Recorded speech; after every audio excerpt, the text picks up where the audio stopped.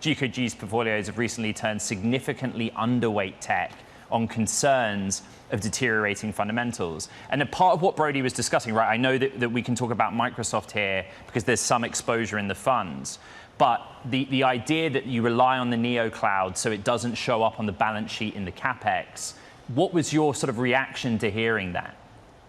Yeah, so I think what it speaks to from a Microsoft perspective is sort of that CapEx sort of notion where you don't necessarily want to spend all of your CapEx on sort of an asset that could depreciate or may not necessarily be as advantageous for you on a go-forward basis. There's a lot of things that are evolving really quickly when it comes down to these things. But if I were to take a step back, and you had mentioned sort of we've become a little bit more cautious, so to speak, on sort of these names in general and from an AI perspective. And I think one of the reasons for that is there's been a whole lot of spending on the CapEx side of things, $600 billion in spending on CapEx. And really, if you take out the infrastructure spending side of this, there's only been about $30 billion in revenue that have been generated off of this.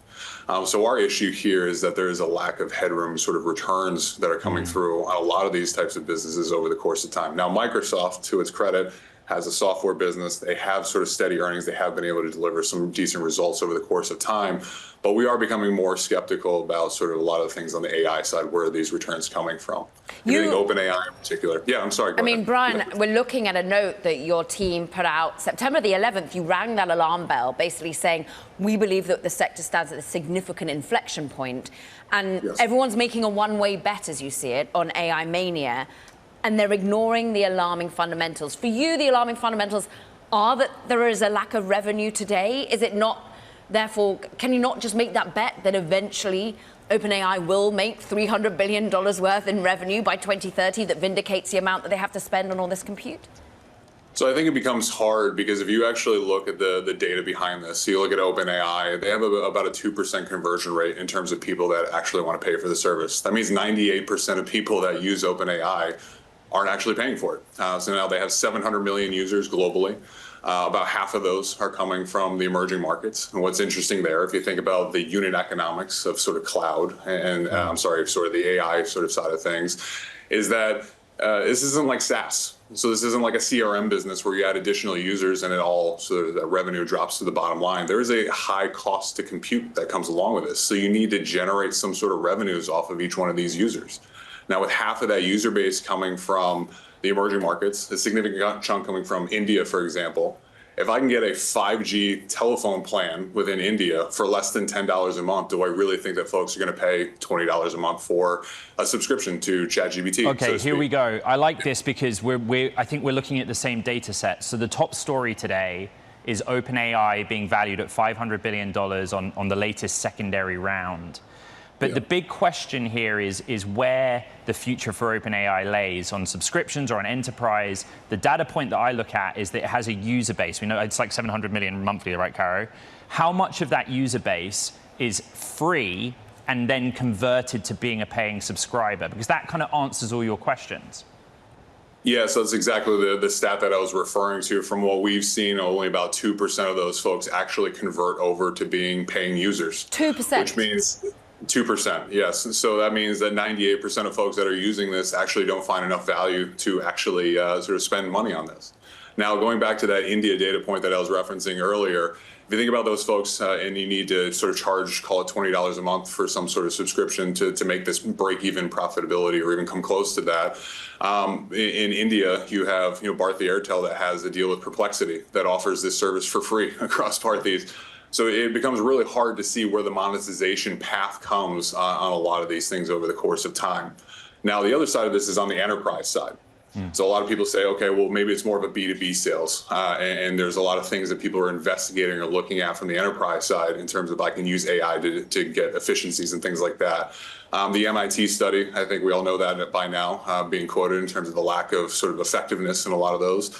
We've talked to other tech consultants recently. In fact, one of the big 3 consultant firms said that 85% of the projects that they were working on, so the 400 projects they've done on a year-to-date basis, 85% of those projects were absolutely useless.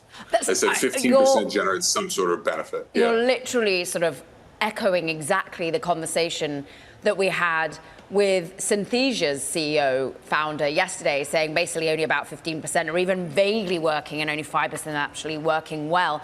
But Brian, can you not think that eventually they will work? And that's actually more to implementation issues rather than actually the fact that they're not adding value? So I think you have to show me sort of the math and the monetization and then the pathway for that working. There's a lot of data organization that needs to happen. There's a lot of things that need to happen to get to that point. And what we're seeing in terms of large language models is we're kind of peaking out in terms of what the capabilities are. And you saw that sort of transitioning from GPT-4 to GPT-5. It's not simply you throw more compute at the problem and you solve bigger and more complex large language models. There's more post-training types of things that are coming through, and you're seeing that the models are actually peaking out in terms of their effectiveness. And at the end of the day, these are extrapolators. So you're guessing what the next letter is, what the next word is, based on a large training set. It can't think for you, and it can't sort of make those decisions for you. And I think you're starting to see that within the enterprise side of things. Now, to pivot to an even bigger question here is where has this spending actually come through? And where are we actually seeing the money spent? And that is actually more on the hyperscaler side of things. So actually providing the cloud services where the data is coming through and where you're paying for it on the cloud side of things. So, and this is where Brian, I'm also fairly concerned. I'm sorry to jump in because we'll run out of time, but linked to that, including the top line growth discussion, what we've asked private market and public market participants all week is their assessment of the role debt is playing in all of these infrastructure projects and how worried or not one should be about that. Yeah, so debt or no debt, one of the points that I was trying to make earlier was that if you look at the pricing dynamics within cloud, they're coming under a lot of pressure. And there's a lot of increased competition that's coming through. And I think that's where we're really struggling on a lot of these things, where you have Oracle coming in and undercutting price by 40 to 70% on a lot of these enterprise deals. And you're seeing that dragging down in terms of the pricing across a lot of the cloud players, including like an AWS and things like that. So it becomes a less profitable venture.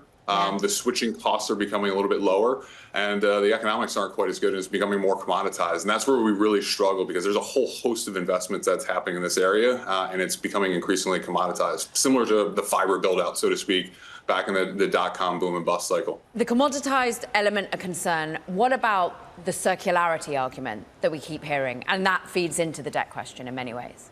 Absolutely. So then the other question to ask is if this is such a fantastic investment on a go-forward basis, why do you have participants in the ecosystem that are actually funding their customers? And then those cash flows are then coming back to them.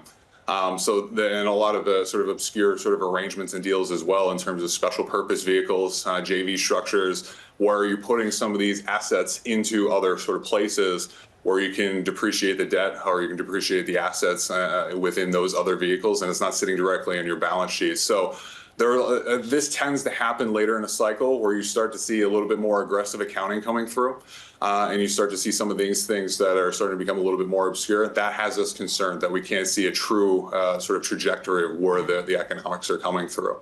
That's what has us concerned right now.